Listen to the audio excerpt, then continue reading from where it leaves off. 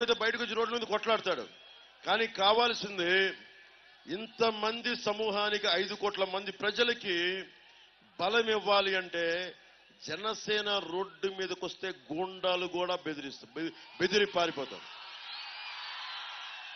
అడవి దున్నలు ఎలా పారిపోతాయో సింహాన్ని చూసి జనసేన బయటికి వస్తే మొత్తం వచ్చి అందరూ పారిపోతారు. రౌడీ గూండాలు అందరూ పారిపోతారు. అలాంటి గూండాలు ప్రభుత్వం ఇది వైసీపీ అరాచక ప్రభుత్వం.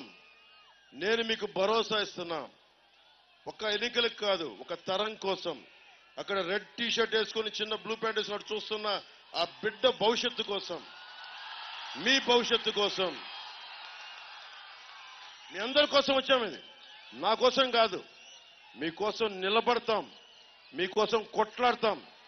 రేపు ఫుల్ డే, పూర్తి రోజు 24 గంటలు మీరు ఆలోచించుకోండి. ఈ రోజు నుంచి రేపు సాయంత్రం పడుకోబోయే వరకు ప్రతి వర్గం, మత్స్యకారులు కానీ, మత్స్యకారులు ఏమన్నాడు, మీ జాతి ₹1 ఇస్తే 10 కోట్లంత ప్రచారం చేసుకుంటారని చెప్పి మత్స్యకార జాతిని తిట్టిన దురహంకారి చంద్రశేఖర్ రెడ్డి గారు.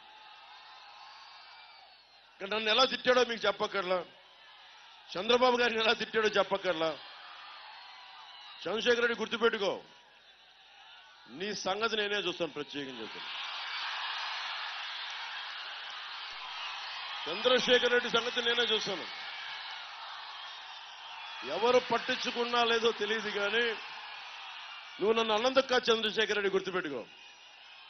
నువ్వు ప్రజల్ని ఇబ్బంది పెట్టేశావు, ప్రకృతి వనరులను దోచేశావు, పేకాట క్లబ్బులు నడిపావు, మాఫియా అయిపోయింది, గ్రావెల్ని దోచేశావు, పచ్చని మడడువులు నరికేశావు. గుర్తుపెట్టుకో చంద్రశేఖర్ రెడ్డి, నిన్ను రోడ్డు మీద తీసుకెళ్తావు, రోడ్డు మీదకి లాక్కొస్తాం, గుర్తుపెట్టుకో.